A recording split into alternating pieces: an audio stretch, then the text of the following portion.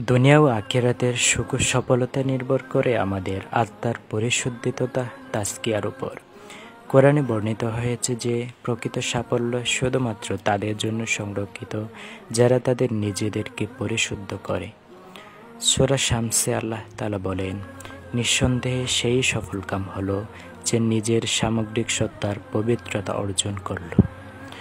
আমাদের ব্যক্তিত্ব শুধু আমাদের দৈহিক সত্তা নিয়ে গঠিত নয়, বরং আমাদের মন ও হৃদয়, অনুভূতি ও দৃষ্টিভঙ্গি এবং চরিত্র ও ব্যবহারের সমন্বয়ে তা গড়ে ওঠে।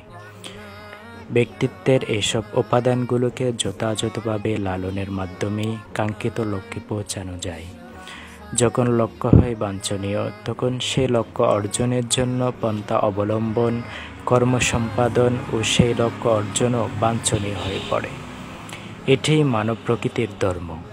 কাজেই এটি খুব গুরুত্বপূর্ণ বিষয় যে আমাদের জীবনের পরম লক্ষ্যের সত্যিকার প্রকৃতিকে চিনতে ও বুঝতে হবে। মুমিনদের জন্য জীবনের মূল লক্ষ্য হচ্ছে আল্লাহ তাআলার সন্তোষ অর্জন এবং বেহেশত লাভ করা।